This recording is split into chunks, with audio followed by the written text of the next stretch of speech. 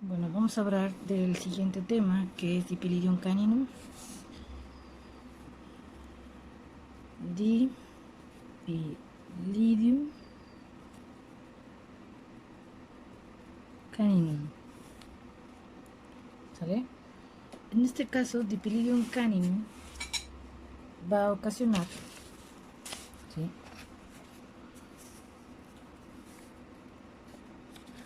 una enfermedad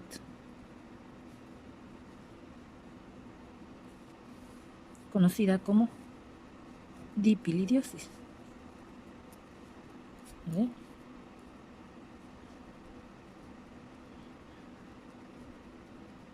Esta enfermedad también es de tipo zoonótica,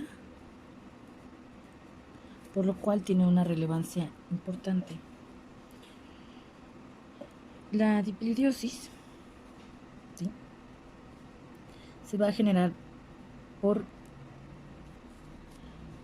este parásito que forma parte de los céstodos, ¿sale? Y se considera un endoparásito,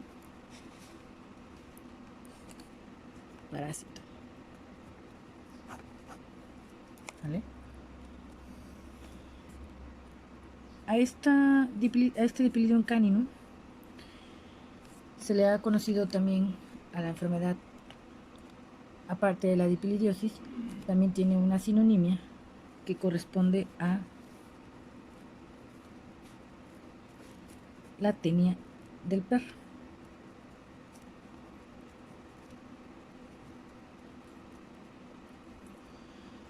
Los hospedadores que pueden estar involucrados en la transmisión del Dipylidium caninum son los siguientes.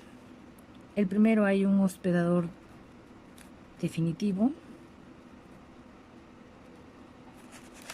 ¿sale? Este ocasionado, bueno, en este caso se involucra perros y gatos. De ahí viene un hospedador accidental, que es el humano.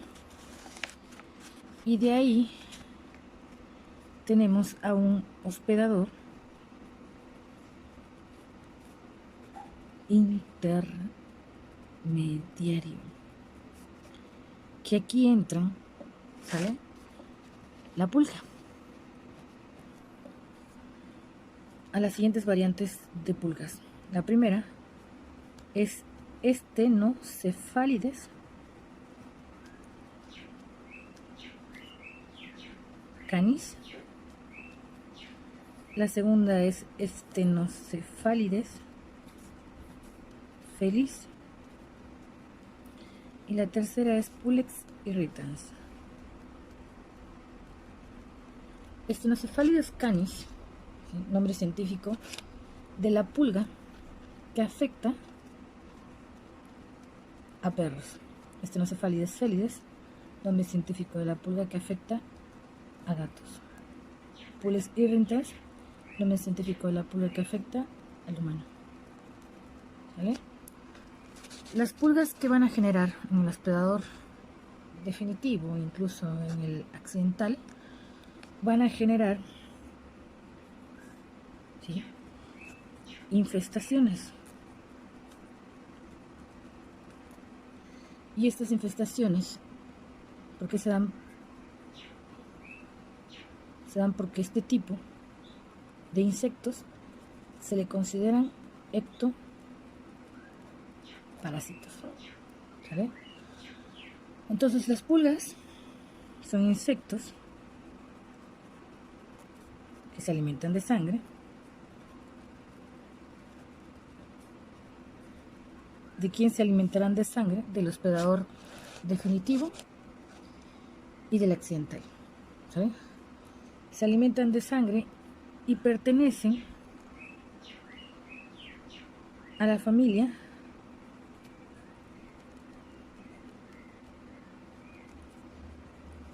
Pulicidae. ¿Vale? Ahora, vamos a hablar de las características morfológicas de Dipylidium caninum. ¿Vale?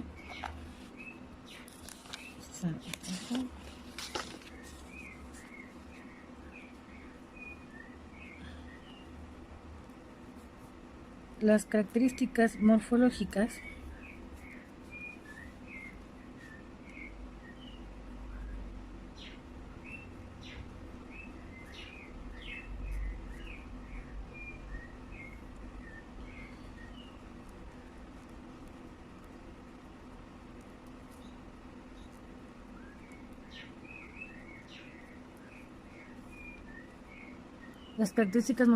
de Dipylidium caninum son las siguientes. ¿Sí? Primero,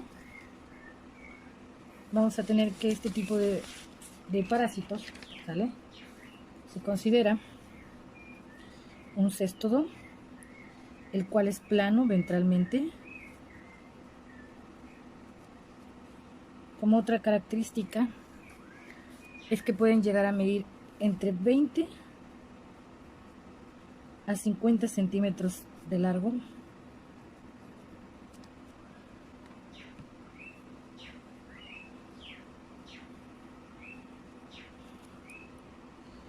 Estos pueden ser blancos, ligeramente amarillentos, a ligeramente amarillo.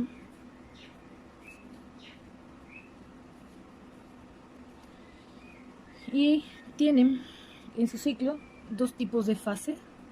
La primera es una fase larvaria y la segunda es la fase adulta. La fase larvaria infectante se le conoce como cisticercoide y la fase adulta como tenia. ¿Vale? Morfológicamente también posee las siguientes estructuras. Tiene tres estructuras. La primera es el escólex o cabeza. La segunda es un cuello.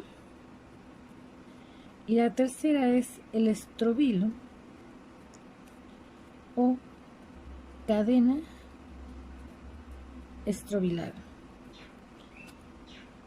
Vamos a ver cada una de estas partes. Entonces hicimos un pequeño dibujo, tal vez no el más perfecto o apropiado, pero nos puede servir para interpretar las partes morfológicas del parásito. ¿Sale? Vamos a ir a la primera porción, que habíamos dicho que es el escólex o la cabeza.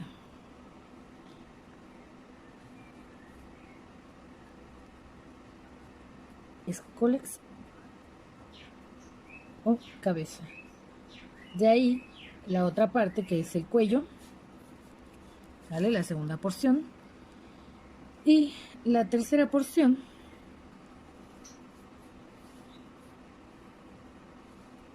que va a ser toda la estructura, ¿sí? Todo lo largo del parásito, que es el estróbilo o cadena estrobilar. ¿Sale? Entonces, en la escólex o cabeza, que era la primera porción, vamos a encontrar estructuras. Una que se dispone en la porción más externa y en la parte, podemos decir, craneal, que es el rostelo. ¿Sale? Y una que se dispone en la parte lateral del escólex o la cabeza, que en este caso son de forma circular y tiene en su totalidad 4 estructuras. Aquí represento 2 y de la otra parte del parásito estarían las otras 2 estructuras. Estas estructuras se les conoce como ventosas. Y las ventosas posee 4 en su porción lateral de la cabeza, o en este caso escólex, y el rostelo. El rostelo, este rostelo va a estar formado también, ahí es, más microscópicamente, podemos decir, microscópicamente podemos observar que el rostelo tiene cuatro cadenas de filas, ¿sale? En este caso, 4 cadenas de filas de ¿qué? De ganchos. Estos ganchos tienen forma de una espina de una rosa, ¿sale? Pueden llegar a medir de 40 a 56 micrómetros, ¿sale? Microscópicamente. ¿Cuál es la función de estos ganchos y de estas ventosas? La función de los ganchos que se unen al rostelo y de las ventosas es la sujeción, ¿sí?, del parásito a la mucosa intestinal. En caso de que no tuviera estas estructuras en la porción del escólex, el parásito no podría sujetarse a la mucosa intestinal y sería expulsado hacia el exterior por medio de los movimientos peristálticos del intestino, y el parásito no cumpliría su función. Por eso posee estas estructuras de ventosa y rostelo. El rostelo es como una especie de mandíbula, ¿sale? Y las ventosas también ayudan a la sujeción de la mucosa intestinal. La porción del cuello no tiene estructuras externas de mayor importancia. Y de ahí nos vamos a lo que es el estrobilo o cadena estrobilar.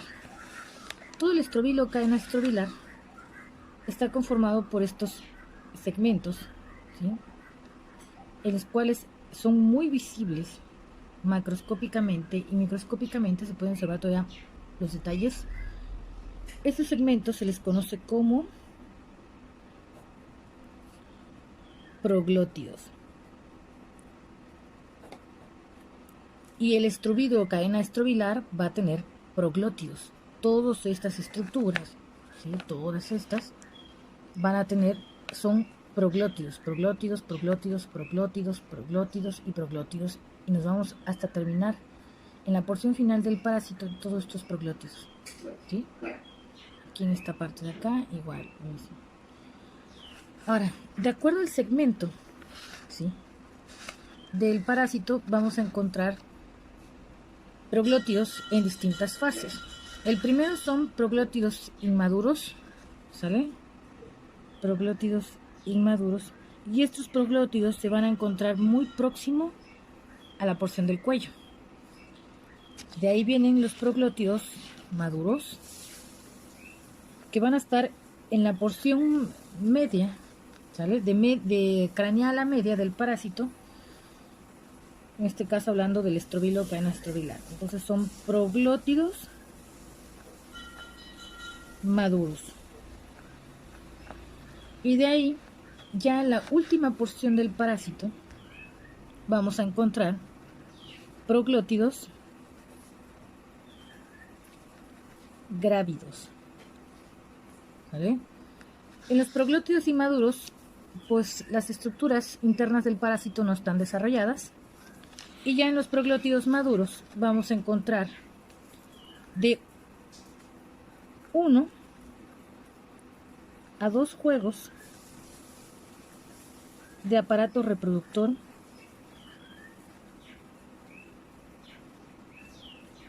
masculino y femenino en los proglótidos maduros. Y en la última porción, los proglótidos grávidos, vamos a encontrar ya en estas porciones, no vamos a encontrar juegos de aparatos reproductores, pero sí vamos a encontrar en los proglótidos grávidos huevos. Estos huevos pueden ser de 20 a más dentro de cada proglótido grávido, ¿sale? Entonces, por cada proglótido son 20 o más, ¿sí?, estructuras de huevos que pueden estar y que se pueden liberar posteriormente para poder seguir llevando a cabo el ciclo. Entonces, este parásito, antes de seguir avanzando, ¿sí?, tiene en la parte de proglótidos maduros, ya habíamos hablado que es un aparato reproductor masculino y femenino, Su aparato reproductor se considera especializado debido a que Dipililum caninum, ¿sí?, es hermafrodita. Tiene aparatos reproductores masculinos y femeninos en cada procreativo, por lo cual no requiere de un macho o hembra para llevar a cabo la reproducción. Él mismo lo puede llevar a cabo. Entonces, al ser hermafrodita, esto considera una ventaja, puesto que él puede llevar a cabo todo su ciclo. Y ahora entraremos en la parte del ciclo biológico del parásito. ¿Sale? Vamos a mover esto tantito.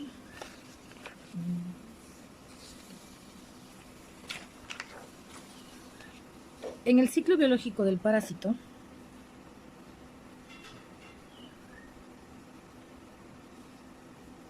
de Dipilidium,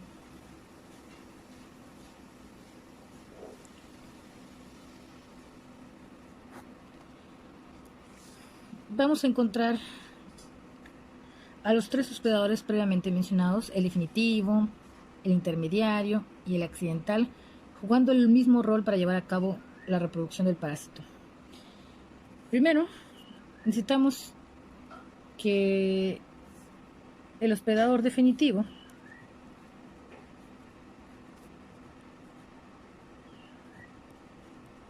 mencionado previamente, perros y gatos, ingieran por vía oral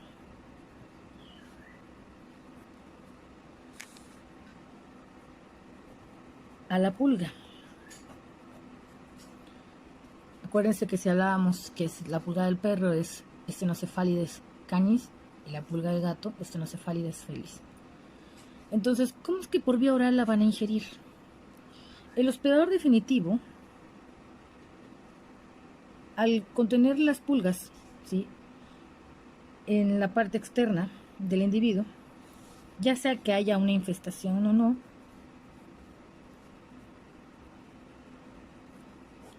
al momento del acicalamiento del hospedador definitivo,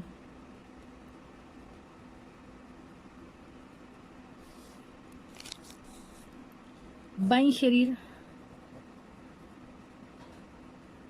o puede ingerir, a la pulga. ¿Sale? Al momento de que se acicalan, ingieren la pulga. Y la pulga, en su interior, ¿sí?, va a contener en su aparato digestivo, va a contener a la fase larvaria infectante de Dipilidium.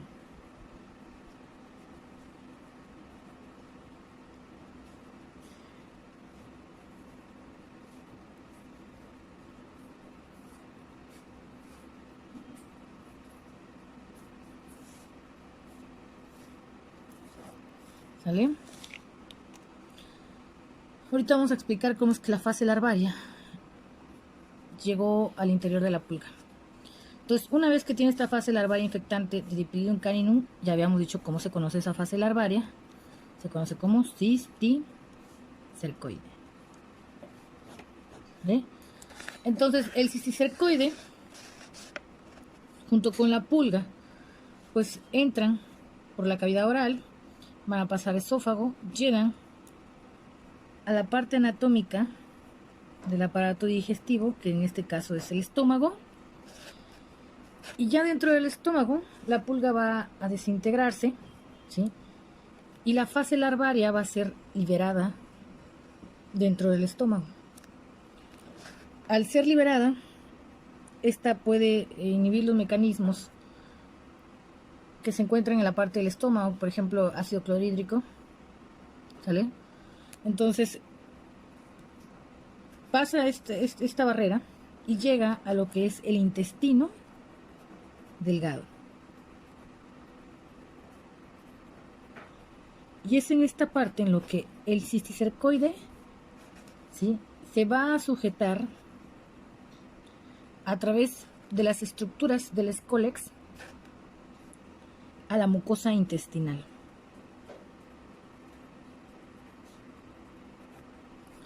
Una vez que llega a la mucosa intestinal, va a pasar, ¿sí?, de su fase larvaria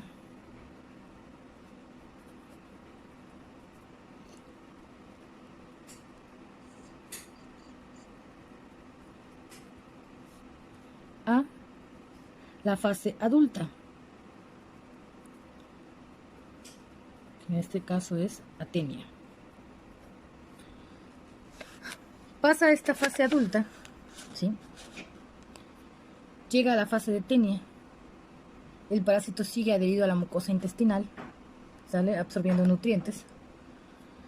¿Y qué va a pasar acá? Una vez que llega a la fase adulta, le va a llevar entre fase cisticercoide y fase tenia, le va a llevar dentro del hospedador definitivo, incluso del accidental, un mes para poder pasar de fase larvaria infectante a fase adulta. Un mes. Cumple el mes, llega a la fase adulta. Vamos a regresar al dibujo anterior. Y en la fase adulta vamos a tener, recordando los proglótidos que conforman al estrobilio o cadena estrobilar, tenemos a los proglótidos maduros, ¿sí?, a los proglótidos inmaduros, y tenemos a los proglótidos grávidos. Entonces, en los proglótidos grávidos, que estos ya se encuentran en la última porción del parásito, estos segmentos se van a ir separando o se separan, ¿sale? Cuando se cumple el mes, se separan, y estos huevos, ¿sí?, que se encuentran dentro de los proglótidos grávidos, ¿sí?, van a hacer que estos segmentos crucen el intestino grueso, pasen al recto, posteriormente al ano, y salgan de forma externa a las heces. ¿Qué van a salir en las heces? Segmentos de proglótidos grávidos, ¿sí?, que en su interior contienen 20 o más estructuras de huevos, ¿sale? Entonces pasa al exterior y vamos a encontrar que estos proglótidos grávidos van a estar dispuestos en las heces del hospedador definitivo o del accidental, y van a tener una forma.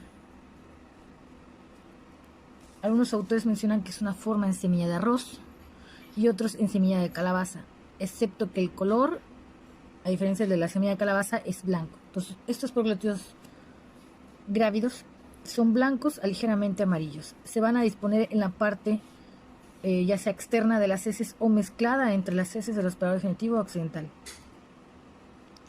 Cuando las heces y los proglótidos son expulsados, ¿sale?, al exterior, las heces suelen secarse, ¿sí? Al secarse, los proglótidos grávidos liberan a los huevos que están en su interior.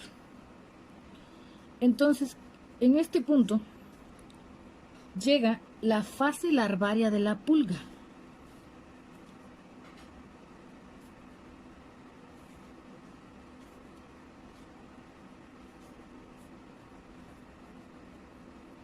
¿Y qué va a ser la fase larvaria de la pulga? Esta fase larvaria tiene una apariencia como de gusano, ¿sale?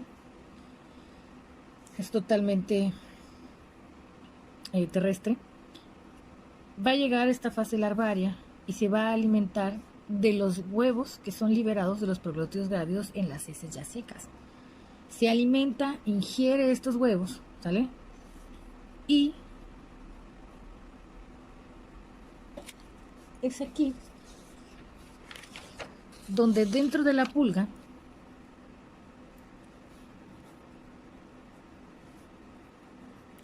al momento de ingerirlos, ¿sí?, pasan a la porción digestiva de la pulga, y la pulga va a dar lugar al proceso de incubación de los huevos,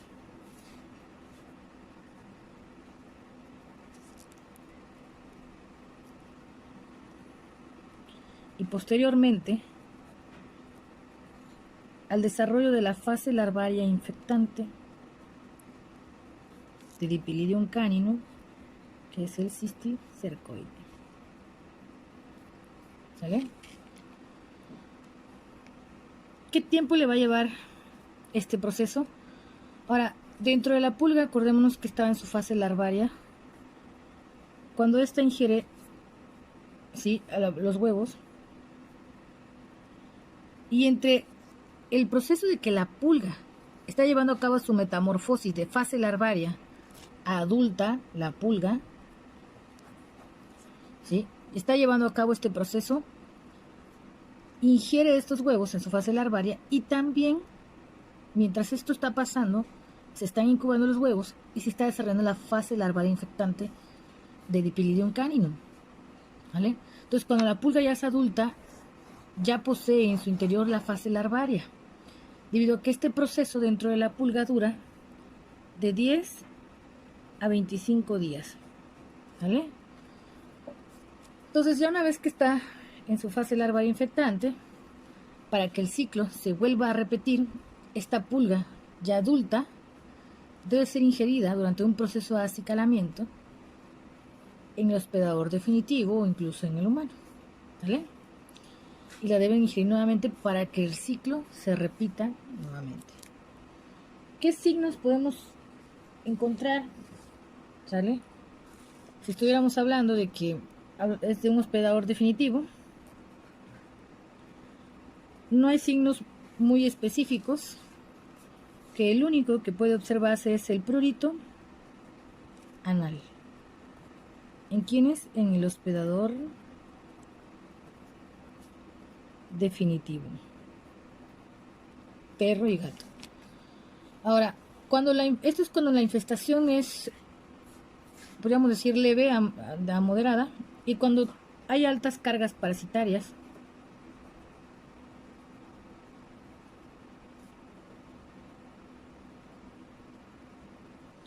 puede ocasionar mala absorción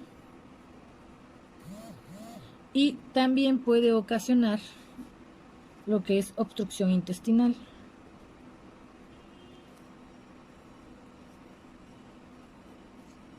¿Sale? Hablando del hospedador accidental,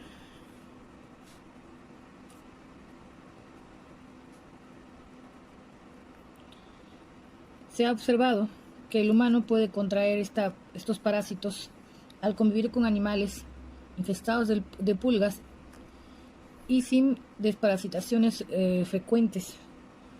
¿Sale? ¿Cómo va a pasar esto? Ya sea que ingiera, ¿sí?, de forma directa a la pulga, ¿vale?, que accidentalmente se ingiera al momento de acariciar a un animal, a alguna mascota. Y en el hospedador accidental hay una edad frecuente, o se han reportado algunos casos, que son en niños de 6 años. No necesariamente de 6 años, puede variar, ¿no? ¿Vale? Pero sobre todo niños que están constantemente abrazando, acariciando mascotas, incluso algunos niños toman ciertas medidas, ¿no?, de estar dando ciertos contactos con la parte de la cavidad oral del animal. Entonces puede presentar signos. ¿Cómo qué signos pueden presentar? Bueno, va a presentar insomnio, cuadros de alergia,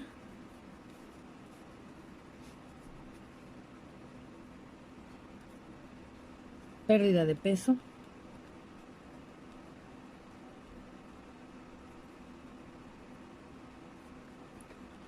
y distensión abdominal, entre otros, ¿vale? Entonces, hasta este punto hemos tocado lo más importante de Dipylidium caninum. Una vez concluida con esta clase, voy a dejar una serie de actividades que ustedes van a checar en la parte del video, que va a estar en Google Classroom. Me van a venir las indicaciones para llevarlos a cabo en la libreta y entregarlos en el día correspondiente.